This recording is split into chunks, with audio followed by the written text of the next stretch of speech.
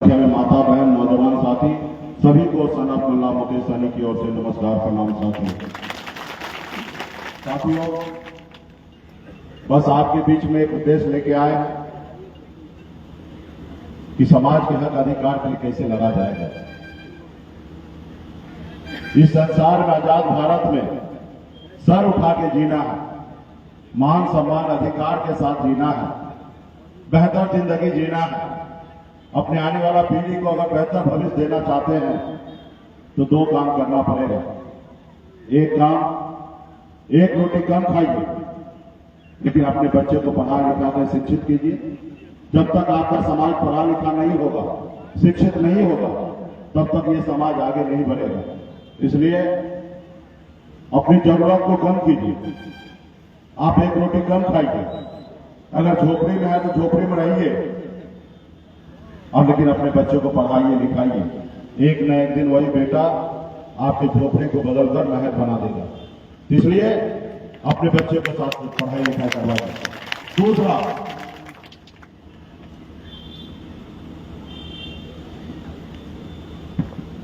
दूसरा, अपने अधिकार के लिए जागरूक होइए। जब तक आप अपने अधिकार के लिए लड़ाई नहीं लड़िएगा, जागरूक नहीं होइएगा, तब तक आप गुलाम बन के रहिएगा। और जब लड़िएगा तभी परिणाम होता है हार और या जीत। अब जब लड़बे नहीं कीजिएगा तो निश्चित तौर पे आप हारा हुआ इंसान है और आप गुलाम हैं। और लड़िएगा तो जीतिएगा। जैसे हमारे पूर्वज ने लड़ाई लड़ा। इस देश में अंग्रेज का शासन था। पौने 200 साल अंग्रेज पढ़े लिखे विद्वान थे, समझदार थे, वो आपको देश को कब्जा कर लिया था। बाहर से विदेश से आकर अपने देश को कब्जा कर लिया। आपके लोग पढ़े लिखे नहीं थे, उसके बावजूद भी लड़ाई लड़े। पौने 200 साल अंग्रेज से लड़ाई लड़े, उसके बाद देश आजाद हुआ। वो लड़ाई सिर्फ इसलिए लड़ते थे, एक संकल्प लिया था कि आजाद भारत, जब देश आजाद होगा, इस आजाद भारत में हमारे आने वाला पीढ़ी जो है वो सर उठा के जिएगा। और इसलिए वो लड़ाई लड़ा और पौने 200 साल लगा लड़ाई जीतने में। और फिर आज आजाद भारत में आप और हम सर उठा के जी रहे हैं। लेकिन सही मायने में जो गरीब, पिछड़ा, दलित, ऐसे वर्ग, निषाद, ऐसे लोगों को जो आजादी मिलना चाहिए वो नहीं मिला। आज भी आप गरीबी में जिंदगी जी रहे हैं। आज ऐसी जिंदगी आप जी रहे हैं कि आपके बच्चे इलाज के अभाव में मर जा रहा है और आपके आंख के सामने में आप कुछ नहीं कर पाते हैं। इसलिए साथियों, बाबा साहब भीमराव अम्बेडकर ने कहा था कि इस संसार में अगर जिंदा हो, सिर्फ खाने के लिए अगर जिंदा हो, तुमको आज ही मर जाना चाहिए। अगर इस संसार में जिंदा हो तो कुछ करो। इसलिए साथियों, संघर्ष, लड़ाई, बगैर संघर्ष किए कुछ नहीं होगा। आज मुझे देखिए, मैं भी गरीब घर में ही जन्म लिया। आपके बगल के जिला दरभंगा जिला में जन्म लिया। पिताजी मछली मारते थे, दादाजी मछली मारते थे। ऐसे परिवार में मेरा भी जन्म हुआ। 18 साल में हर गरीबी को देखा। जहां लोग कहते हैं हजारों समस्या है, वहीं पे मेरा जन्म हुआ। मैंने हजारों समस्या को झेलते हुए 18 साल की उम्र में, जिस उम्र में घर परिवार बच्चे के साथ रहना होता है, उस उम्र में घर परिवार को छोड़कर मुंबई जैसे शहर चला गया। वहां मेहनत किया, मजदूरी किया। 900 रुपया महीने पे नौकरी करता था, 30 रुपया रोज पे मजदूरी करता था। लेकिन आपके आशीर्वाद से, माता पिता के आशीर्वाद से, अपनी मेहनत के दम पर, संघर्ष की बदौलत मुंबई जैसे शहर में अपनी कामयाबी व बुलंदी को झंडा मैंने वहां पे करने का काम किया। फिर मैं बेहतर जिंदगी जी रहा था, महलों में रह रहा था, महंगी गाड़ी में घूम रहा था।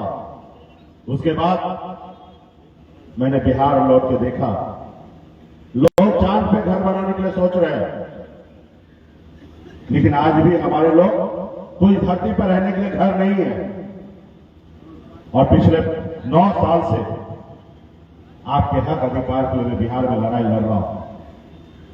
और बिहार में जो हमारी लड़ाई है कि निषाद समाज को आरक्षण मिले।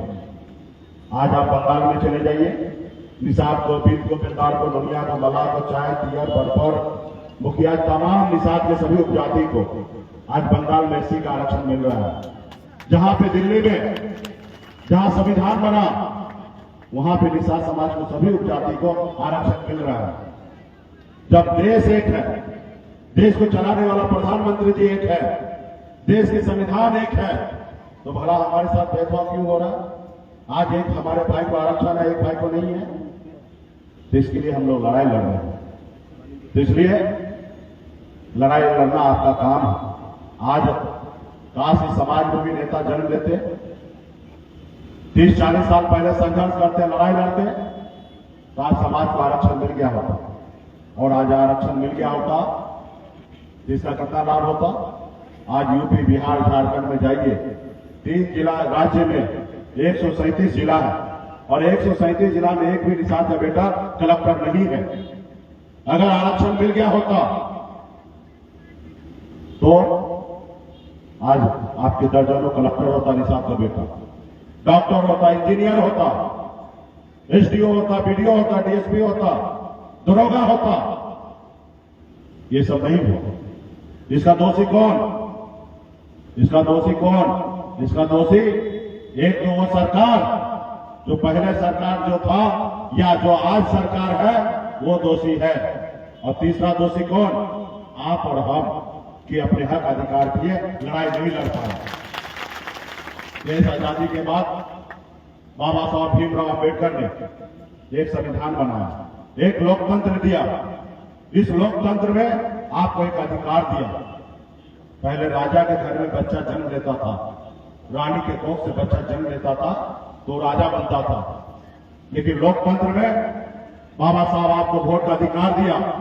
वोट के दम पर राजा बनेगा, चाहे गरीब किसान मजदूर का बेटा क्यों ना हो या मछुआरा का बेटा क्यों ना हो, अपने वोट के दम पर राज्य का मुख्यमंत्री और देश का प्रधानमंत्री बन सकता है।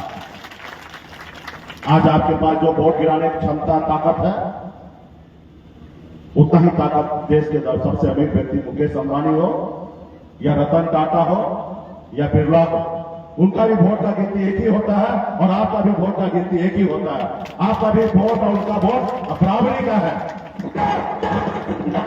जिंदाबाद जिंदाबाद। लेकिन कभी आपने लड़ा नहीं, कभी आपने संघर्ष नहीं किया। आज देखिए, जिन लोगों ने संघर्ष किया, लड़ाई लड़ा, वो अपना दुनिया को बदला और अपने समाज को आगे बढ़ाया।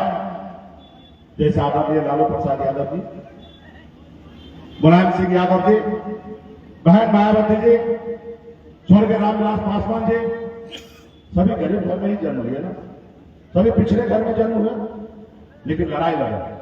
लालू जी संघर्ष किए, पार्टी बनाए, उनके लोगों ने उनको साथ दिया। 15 साल अपने वोट के दम पर बिहार में मुख्यमंत्री रहे। आज भी उनकी सरकार है और देखिए वो समाज कितना आगे निकल गया, कहां से कहां पहुंच गया और आप कहां हैं। आपको अपना नागरिक के लिए न्याय करना। अगर वो बेहतर जिंदगी देना चाहते हैं तो आपको संकल्प लेना पड़ेगा, अपने हक अधिकार के लिए लड़ना पड़ेगा। ये देश आपका है, आपके पूर्वज ने शहीद हुआ, तब देश गुलामी से जंजीर को तोड़कर आज देश आजाद हुआ। लेकिन इस आजाद भारत में आप क्या है? आप गुलाम से ज्यादा कुछ नहीं है, जो अपने बच्चे को अच्छा शिक्षा नहीं दे सकते हैं, अपने बच्चे को इलाज नहीं करा सकते हैं।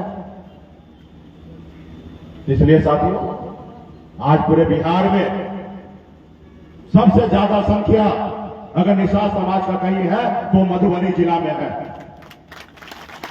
और सबसे सोया हुआ अगर समाज कहीं पे है तो भी मधुबनी जिला में है। नेता तो मंच में बहुत है, लेकिन नेतृत्व करने का क्षमता ही नहीं आप में। जब समाज की बात होगा तो समाज के लिए लड़ाई के लिए घर से निकलिएगा। क्या चाहता है?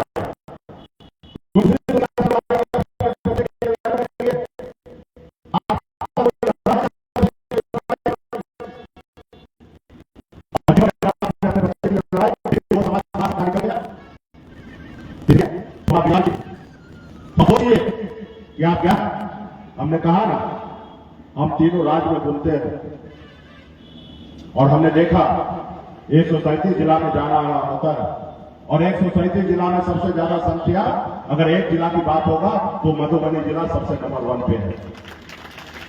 अगर उसी तरीके से सोया हुआ की बात होगा कि पूरे तीनों राज्य में 137 जिला में सबसे सोया हुआ कौन सा जिला है, तो सबसे सोया हुआ जिला भी मधुबनी है। आपने देखा पिछले 9 सालों में हमने क्या नहीं किया। इस संघर्ष की बदौलत बिहार में लड़ाई लड़ रहा था। कल तक एक निषाद का बेटा, मल्ला का बेटा टिकट मांगने के लिए पूरी उम्र बिता देता था, टिकट नसीब नहीं होता था।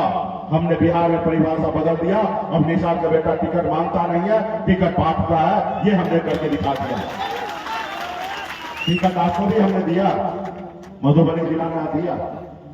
बद्री पूर्वे जी को 2019 में टिकट दिया था, लेकिन आप सोया हुआ समाज है और सोया हुआ समाज मुर्दा का समान होता है और आपने चुनाव हार गया। अब बुरी तरीके से हारा, एक होता हार और एक होता बुरी तरीके से हार। आपने बुरी तरीके से हारा। आपका एक अंदाजा नहीं था कि आपका पार्टी एक सांसद बना लेगा, आपके कितने हक अधिकार के लिए दिल्ली में लड़ाई लड़ेगा, आपका अंदाजा नहीं था।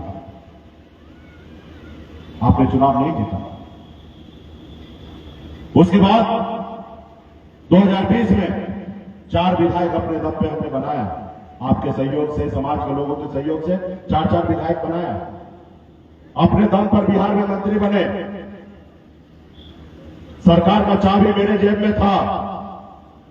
हम जिसको चाहते उसको मुख्यमंत्री बिहार में बनाते, लेकिन हमने ईमानदारी के साथ हमने नीतीश कुमार जी को समर्थन देकर बिहार का मुख्यमंत्री बनाया। एक निषाद मल्ला का बेटा के पास इतना ताकत आ गया कि एक व्यक्ति को मुख्यमंत्री बनाने का क्षमता बना। ये हमने कर दिखाया। आज आपके पास वही शक्ति ताकत है यूपी, बिहार, झारखंड में, मधुबनी में, जैसे हनुमान जी के पास शक्ति था, लेकिन उनको पता नहीं था कि 7 समुद्र पार करके लंका को जला सकता है। जब उनको याद दिलाया गया कि हे प्रभु, आपके पास अपरंपार शक्ति है, आप 7 समुद्र पार कर सकते हैं और लंका को जला सकते हैं, फिर हनुमान जी ने 7 समुद्र पार करके रावण को लंका को जलाने का काम किया। वही शक्ति आपके पास है। आज यूपी, बिहार, झारखंड और मधुबनी के निषाद अगर जाग गए, अपने पैर पे खड़ा हो गए, तो अपने दम पर बिहार में सरकार बना सकता है। 3 राज्य में जो हमारा दोस्त होगा वो 60 लोकसभा सीट जीतेगा, जो हमारा दुश्मन होगा वो 60 लोकसभा सीट हारेगा। ये हमारी ताकत है। अभी 2024 का चुनाव है, मोदी जी को फिर से प्रधानमंत्री बनना है। एक तरफ विपक्ष के लोगों को प्रधानमंत्री बनना है और ना ही आपको ना ही हमको प्रधानमंत्री बनना नहीं है। हमें आरक्षण चाहिए। एक हाथ से आप वोट लो और एक हाथ से आरक्षण दो। पहले आरक्षण दो, फिर आप वोट लो। आरक्षण मिलेगा, आपका बेटा इंजीनियर, कलेक्टर, डॉक्टर बनेगा, बड़े बड़े नेता बनेगा। लेकिन आप चाहते नहीं हैं। आप नहीं चाहते हैं कि आपका बेटा अपने पैर पे खड़ा होकर बड़ा अफसर बने। अगर चाहिएगा तो उसके लिए संघर्ष करना पड़ेगा, लड़ाई लड़ना पड़ेगा। और जिन लोगों ने लड़ाई लड़ा बिहार में, एक दलित का बेटी, ऐसे समाज का बेटी, उस समाज से पूछेगा कि कल आपने क्या खाया, तो बोलेगा हमको याद नहीं है। लेकिन उनसे पूछिएगा कि 5 साल पहले आपने वोट किसको गिराया, तो कहेंगे कि हाथी छापे हमने गिराया। उनसे पूछेगा कि 5 साल के बाद तुम किसको वोट गिराओगे, तो बोलेगा हाथी छापे ही गिराएंगे। और ऐसे समाज 4 बार उत्तर प्रदेश में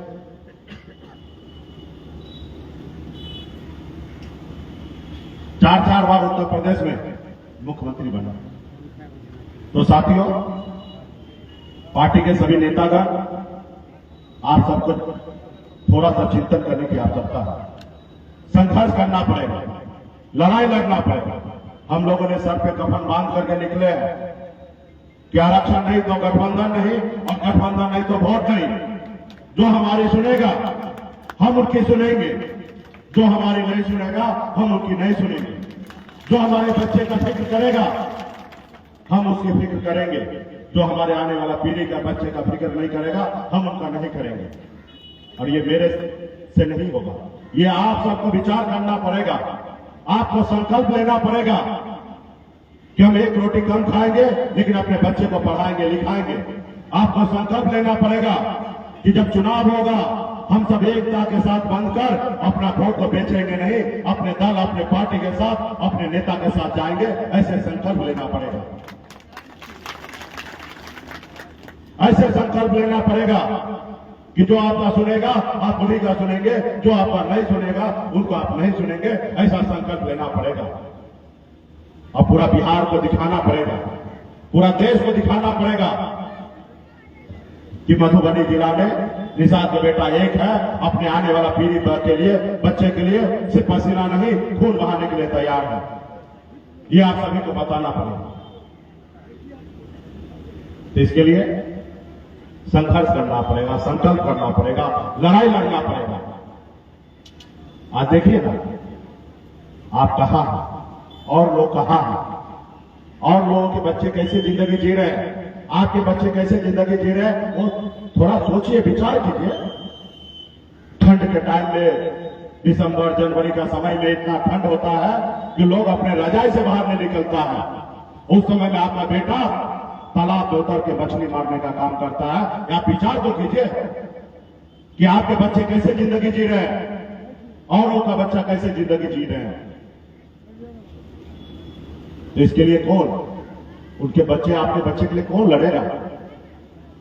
आज मैं इसलिए लड़ रहा हूं कि मैं निषाद मुल्ला के घर में जन्म लिया, इसलिए आपके लिए लड़ाई लड़ रहा हूं। मैं ब्राह्मण में, भूमियार में, यादव कुल में, बनिया कुल में, ऐसे कुल में जन्म लेता तो क्या मैं आपके लिए लड़ाई लड़ता? नहीं लड़ता।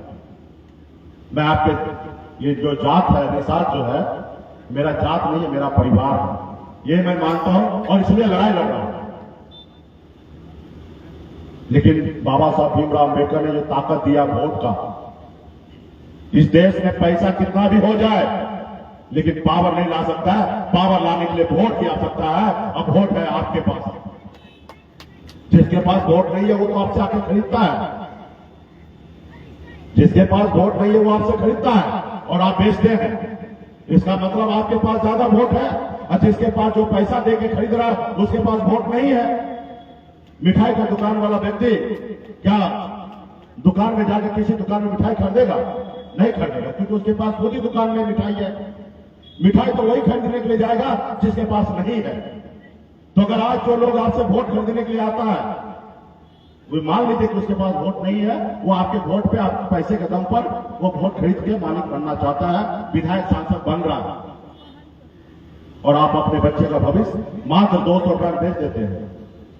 5 साल के लिए वोट बेचते हैं मात्र 200 रुपया में। आप बताइए, आप कैसे मां बाप हैं कि अपने बच्चे का भविष्य का सिर्फ 200 रुपया में बेच रहे हैं?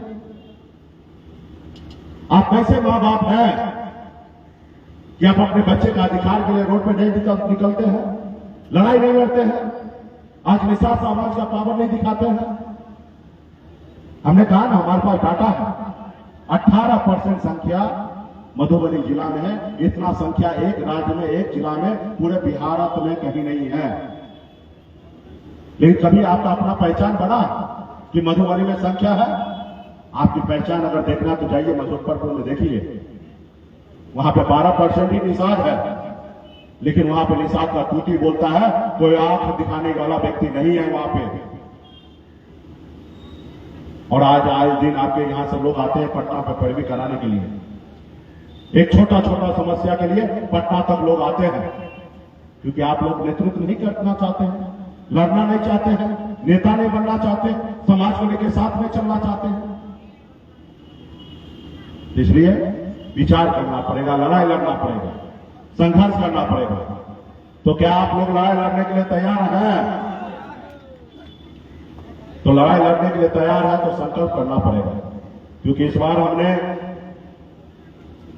1 महीना ही हुआ है, मोदी जी का कुर्सी ऐसे ऐसे हिलने लगा है, परेशान हो गया, टेंशन में, डिप्रेशन में आ गए हैं कि मुकेश सहनी क्या कर रहे हैं।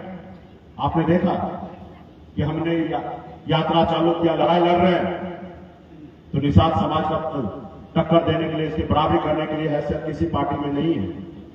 हमसे कोई नहीं लड़ सकता। तो उन्होंने आपने देखा आजादी के 75 साल बाद पहली बार आपके हरीश सहनी जी को नेता प्रतिपक्ष बना दिया। वो किसके डर से? आपके डर से और मेरे डर से कि निषाद समाज को गुमराह कर लेंगे। यूपी, बिहार में, झारखंड में 5 करोड़ निषाद है। आप एक व्यक्ति को एमएलसी बना देने से 5 करोड़ लोगों का तकलीफ दूर नहीं होगा, लेकिन वो ऐसा चाहता है कि एक व्यक्ति को आगे करके आपको गुमराह कर ले, आपको बेवकूफ बना दे ताकि आपका वोट ले ले। तो षड्यंत्र रच रहा है। 75 साल की आजादी के बाद पहली बार बिहार में निषाद का बेटा अपने पैर पे खड़ा होकर सरकार में मंत्री बना, लेकिन उन लोगों ने के पास कितना शक्ति ताकत था कि आपने देखा कि आपके विधायक को खरीद लिया, आपको सरकार से बाहर कर दिया। क्यों? उसको मुकेश सहनी से तकलीफ नहीं था, मुकेश सहनी से समाज से तकलीफ था। उन्होंने देखा एक बंबई से आकर यहां पे बिहार में अपने लोगों को साथ लेकर आज अपने दम पर मंत्री बन गया है। 11 सीट ले लिया हमसे। एक समय आएगा इनके लोग जग जाएंगे, क्योंकि निषाद समाज सोया हुआ शेर है, 15% है, ये जग जाएगा तो अपने दम पर बिहार में मुख्यमंत्री बन जाएगा। तो इसके लिए इस समाज को गुलामी से जो आज गुलाम बना हुआ है कल मालिक बन जाएगा। इसको रोको। इसको रोकने के लिए मुकेश सहनी को खत्म करो। मुकेश सहनी को खत्म कर दोगे, ये समाज ऑटोमेटिक रुक जाएगा, खत्म हो जाएगा, फिर गुलाम बन जाएगा। और उन्होंने एक षड्यंत्र के तहत हमारे विधायक को खरीद लिया, हमें सरकार से बाहर कर दिया, जो सरकार हमने बनाया। मुझे मुझसे तकलीफ नहीं है, हमको तो ऑफर दे रहा है कि आ जाइए सीएम बन जाइए, पार्टी विलय कर लीजिए, मेरे दल में आ जाइए, सीएम बन जाइए। लेकिन हमने कहा नहीं, हमारा झोपड़ी सही, हम झोपड़ी का राजा रहेंगे, आपके महल में आके गुलाम हमें नहीं बनना है।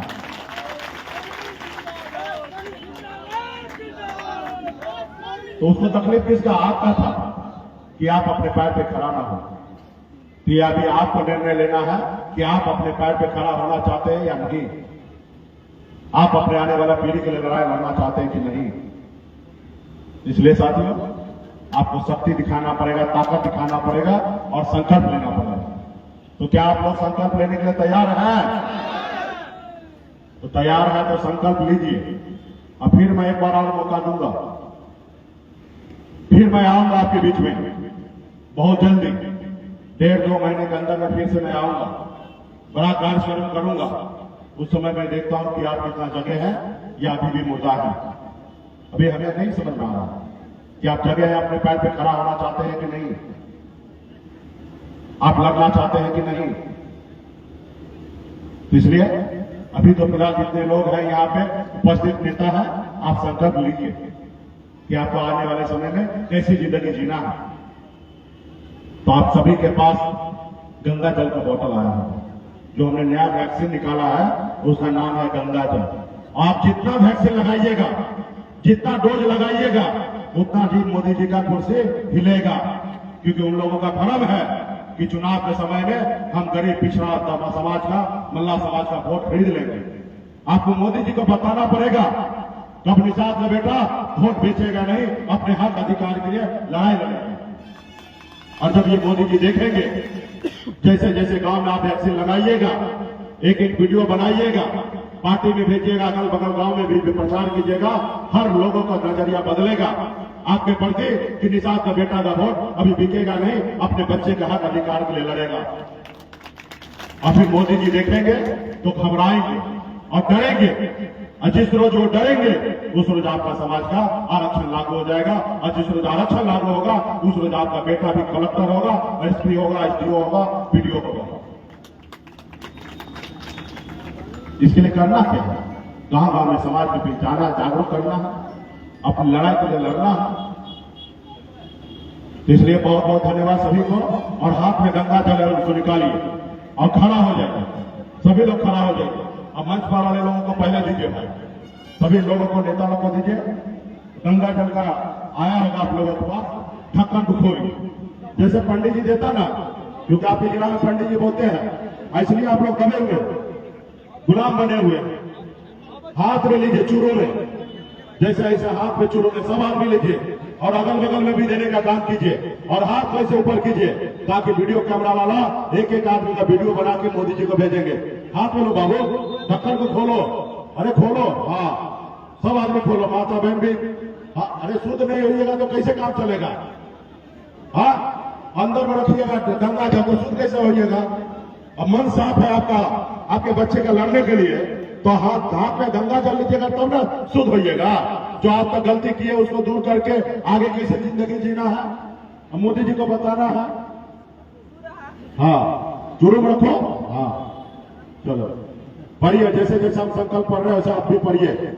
मैं बाबा केवल महाराज, भगवान वेद व्यास, प्रभु श्री राम, भगवान गोरख निषाद, बाबा अमर सिंह, बाबा काशी, बाबा जय सिंह महाराज, बाबा कारिक महाराज, बाबा कोयला, माता कमला महारानी, अमर शाही जुब्बा सानी, वीरांगना फूलन देवी और अपने पूर्वज को साक्षी मानकर हाथ में गंगा जल लेकर संकल्प करता हूं कि अपने समाज और आने वाली पीढ़ी के लिए हर परिस्थिति में संघर्ष करूंगा और अपनी विकासशील इंसान पार्टी के साथ रहूंगा।